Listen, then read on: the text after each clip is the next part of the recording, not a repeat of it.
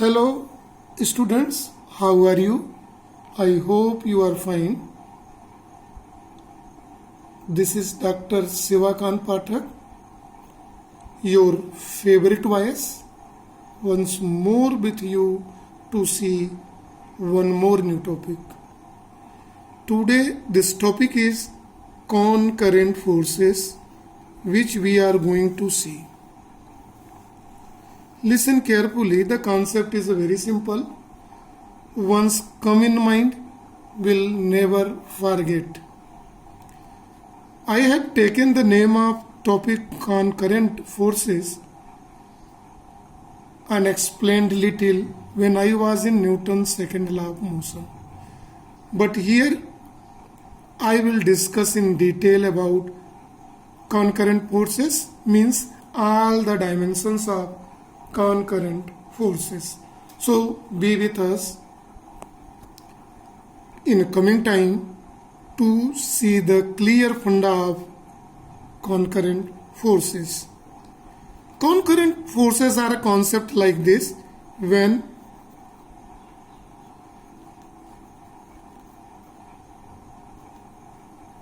two are more than two. When two are more than two forces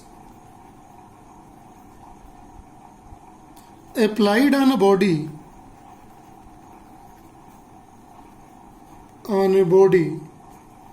such that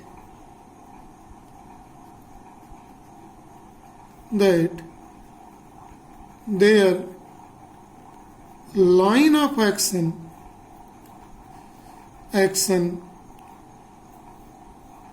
meet at a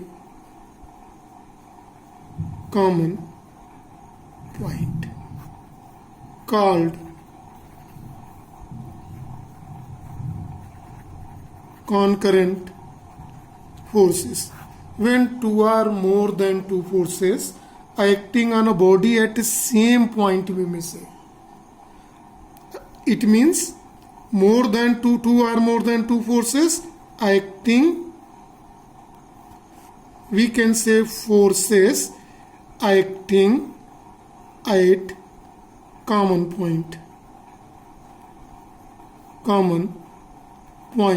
or same point, called concurrent forces. We can see here, let three forces are acting at common point too. Let three forces F1, F2 and F3 acting at common point O. See here in the diagram. So to see this, first of all, consider a two-dimensional frame of reference, X, Y, O. Let from O a force F1 is acting.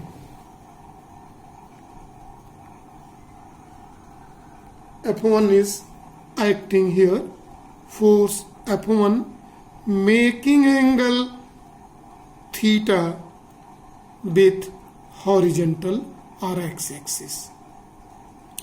Another force, let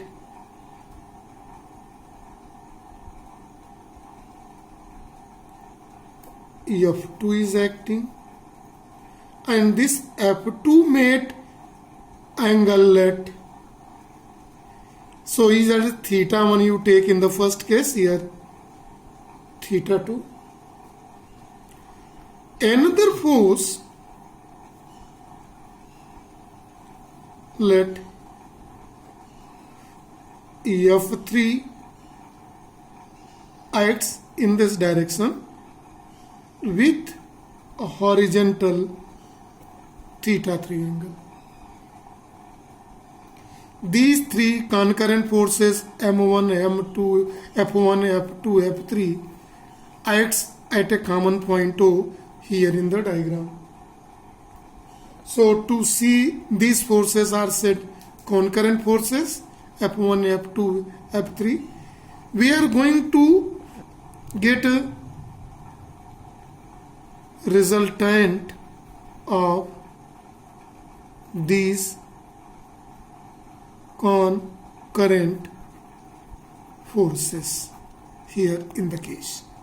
See, we are going to obtain the let R denotes a resultant of these forces.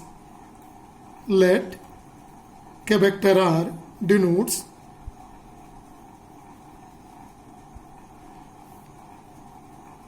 resultant of F1, F2 and F3. So let R denotes here in this case. So here in the diagram let three forces resultant is here.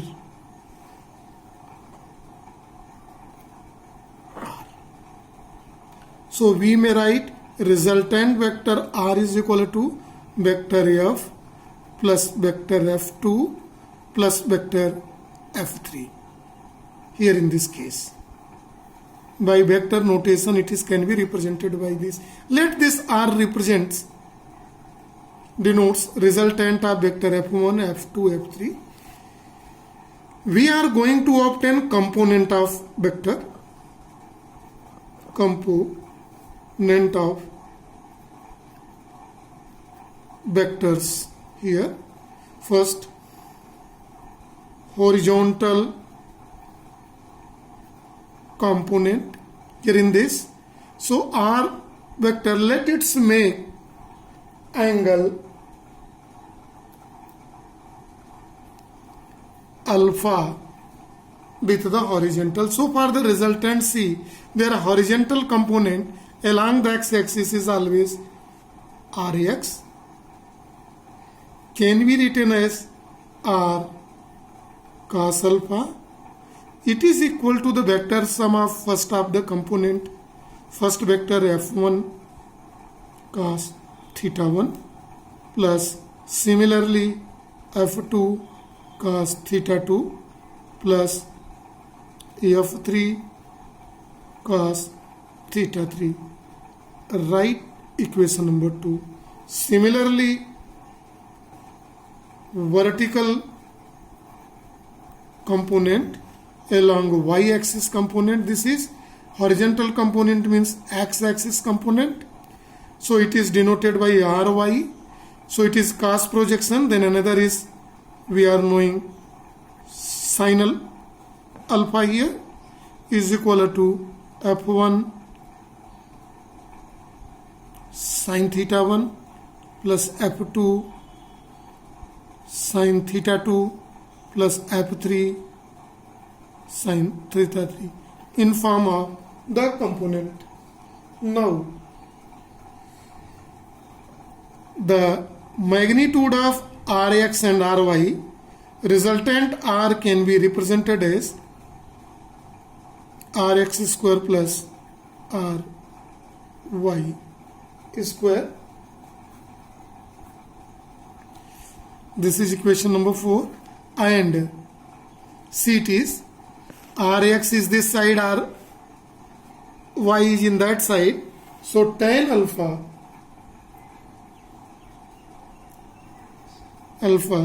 is equal to Ry by Rx. Remember, these are the formula to calculate the resultant of three concurrent forces here in the diagram. Similarly, we can make the diagram for 2, 4, 5, 6 and so on forces, concurrent forces acting. Another thing we are going to see here in this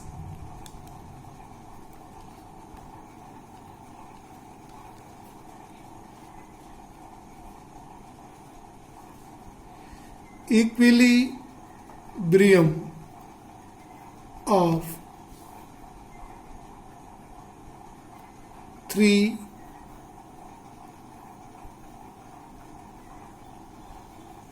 concurrent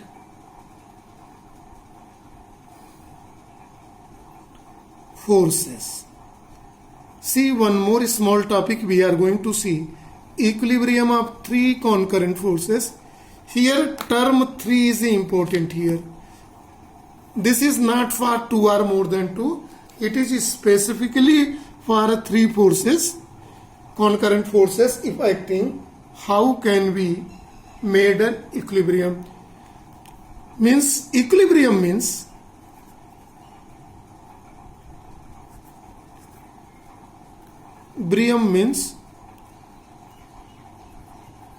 sum of all 3 forces are 0. No resultant force act. That is, no resultant. Now let 3 forces F1, F2 and F3, 3 concurrent forces F1, F2, F3 acts at common point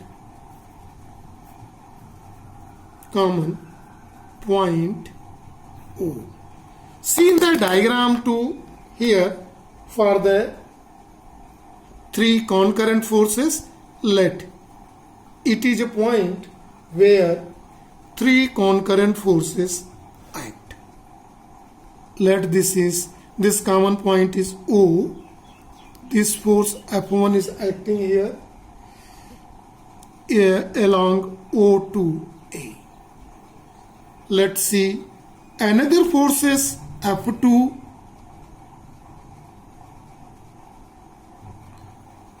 acts here, F2 along O2B. See here, F1 is equal to OA, F2 is equal to OB. See in the diagram. First of all, I am going to obtain the resultant of these 2 forces.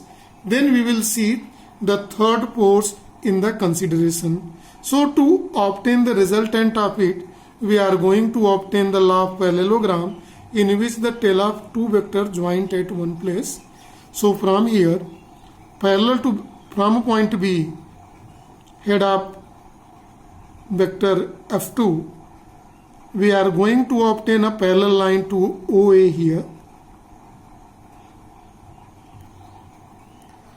and from head of vector F1 parallel to the vector F2, we are going to join here. This from O to this direction, see it is the resultant of vector R. See here, right? Now third force come into existence, bring into existence F3. See here in the diagram, F3 is represented by OC here, this OC, and resultant of OB and OA is represented by OC dash by R. Resultant of this is here in the diagram is equal to OC dash. See here, these 3 forces, listen very carefully, these 3 forces F1, F2 and F3 is said to be in equilibrium when resultant of two vector, when resultant of two vector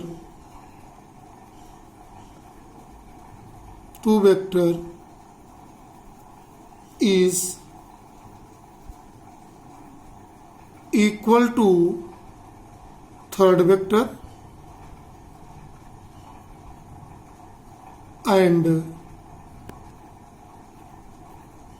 opposite in direction. See you, the sum of vector f1 and f2 here, is OC dash. The magnitude both is equal to the third vector OC, but opposite in a direction. See, its direction is upward. Then resultant force is 0 and they are said to be equilibrium. Not only F1, F2 resultant is equal to the third F3, this is F3 here, F3, but sum of any resultant of any two vector is equal to the third vector in opposite direction, then this vector is said to be in equilibrium. Equilibrium of a vector, this condition can also be represented by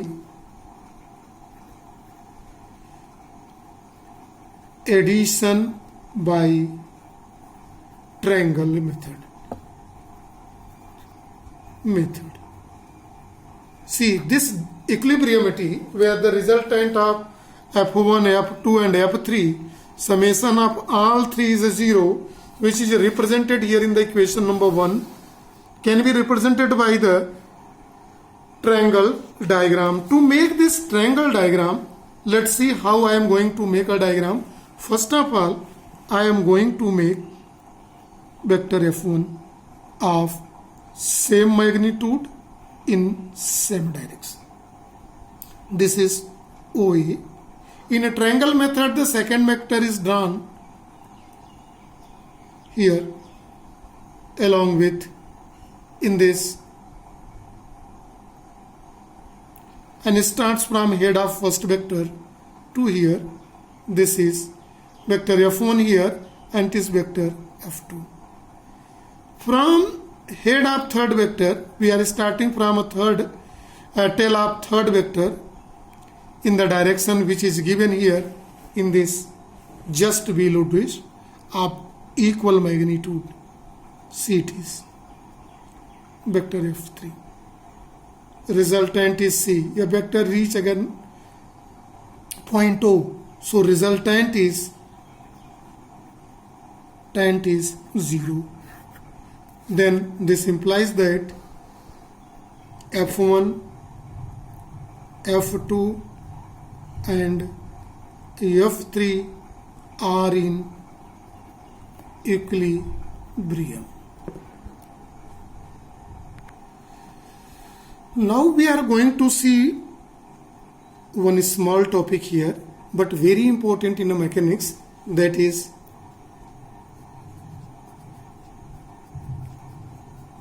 frame of reference.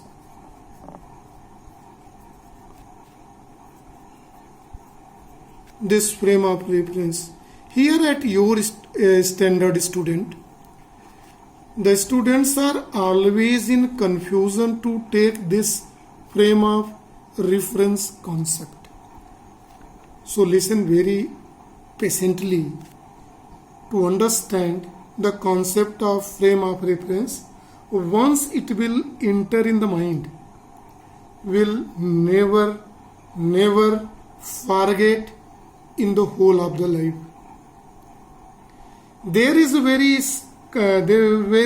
interesting connections of Newton's laws of motion with frame of reference. So see here, frame of reference is set of coordinate system. This frame of reference is set of coordinate system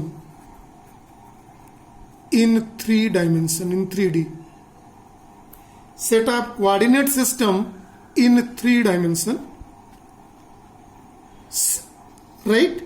Here see set of coordinate system in 3 dimension. Here making by this diagram here. 3D, 3 OX, OY and OZ, 3 axis system mutually perpendicular to each other. This art passes from origin. Right? Since one outline I want to explain to come on the initial point of this frame of reference, we are dealing physics. We are here studying physics. It is science of measurement. Physics is a science of measurement where we measure physical quantities like position, distance, displacement, speed, velocity, acceleration, etc. We are measuring, and this measurement is made by a observer.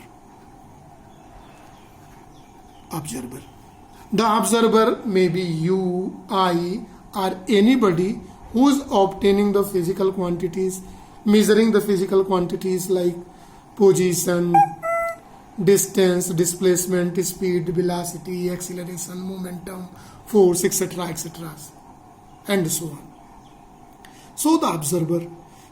So for this there must be a position of the observer also. So for the position of observer, for what? See here, position of observer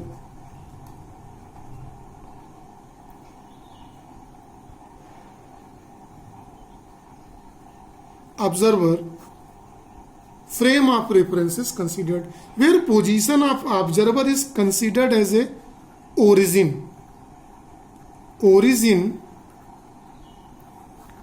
of 3-dimensional system. So observers is considered at a frame of reference is a set of coordinate system which determines what determines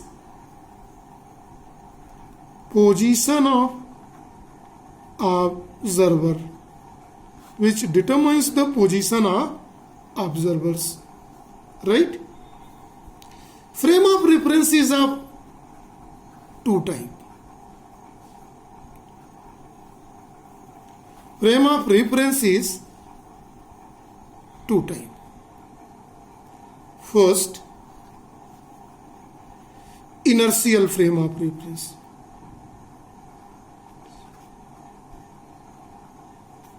Frame of reference, and first you will see inertial frame of reference, then we will see the second non-inertial frame of reference. See the inertial frame of reference very carefully. It is very simple. Inertial frame of reference is also, we will see under the points, set of coordinate system. Set of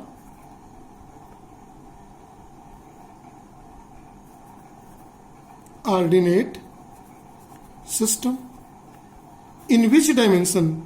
3 dimension. For position of observer. For the position of observer. Set of coordinate system. Clear it is O, X, Y, Z. Second point consider for this.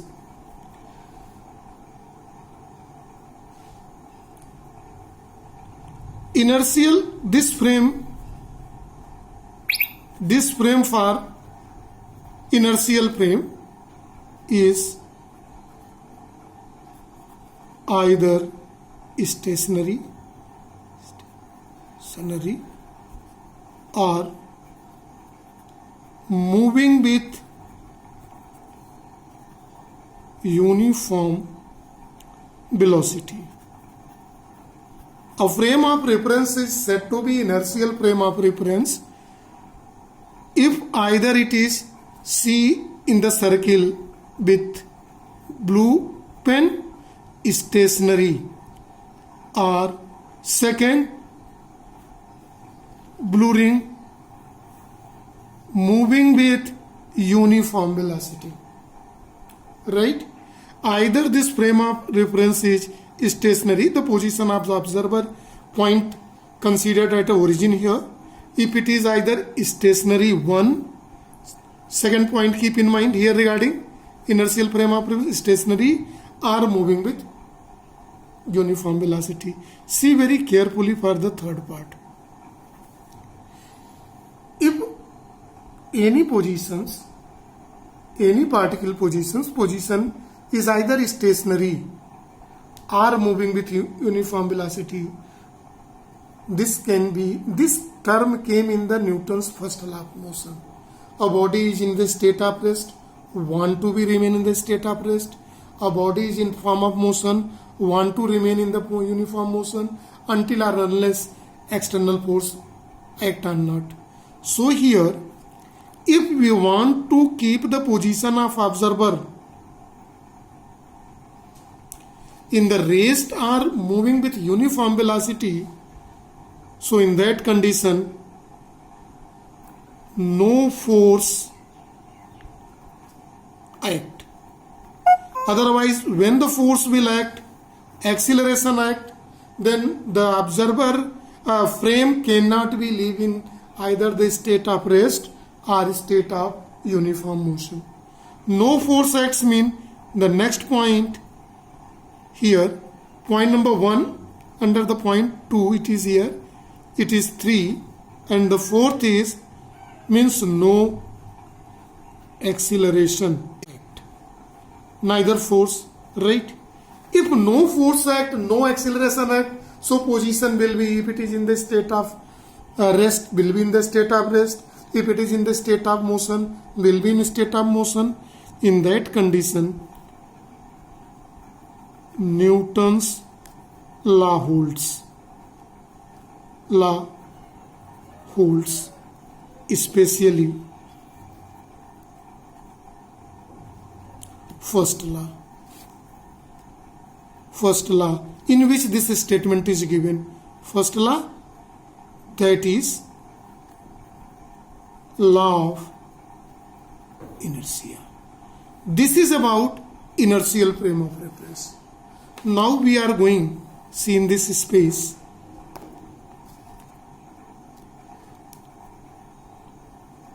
non-inertial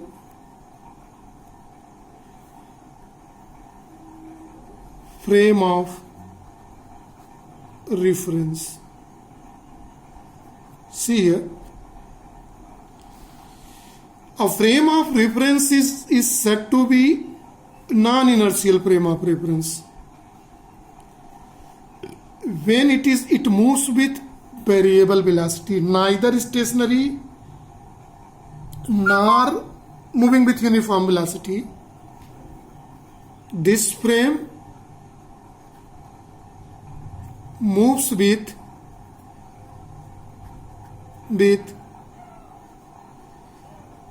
non-uniform velocity.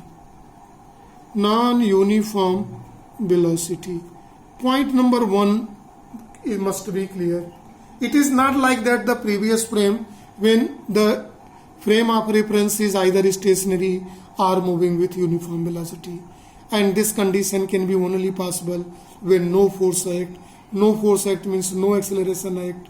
So Newton's first law is the same like this, so its act especially, that is also called a law of inertia. But here see in the second case where we are watching non-inertial frame of reference. This frame is moving with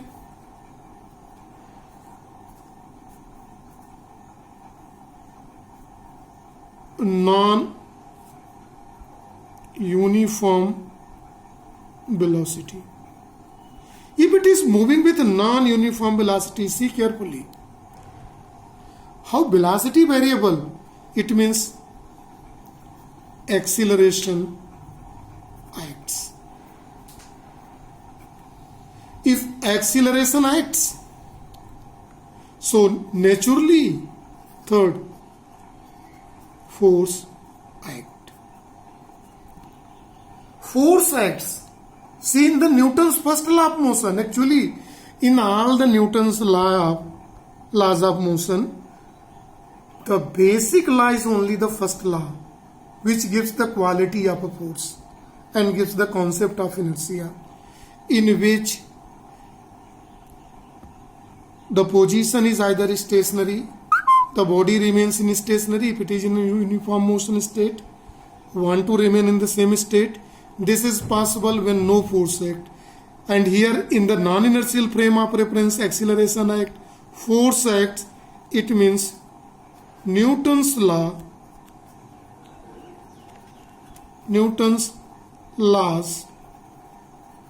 do not hold. Newton's law do not hold in non-inertial frame of reference. So we can say that in inertial frame of reference, three set of coordinate system can be set, which is either stationary or moving with uniform speed, in which no force act, no acceleration act, and Newton's laws are valid in this case, especially law of inertia. Whereas in non-inertial frame of reference, there is uniform velocity. Here in the case, either rest or moving with uniform velocity. But here, no rest. Moving with non-uniform velocity means acceleration act, force act. In that condition, naturally, the Newton's law cannot be valid in the case, especially we can say first law. That is the law of inertia. This is for today, children. We will be in a continuation to meet you. I hope you will be happy at your home. Will see the things very carefully. Right? Thank you at this time and have a nice day too.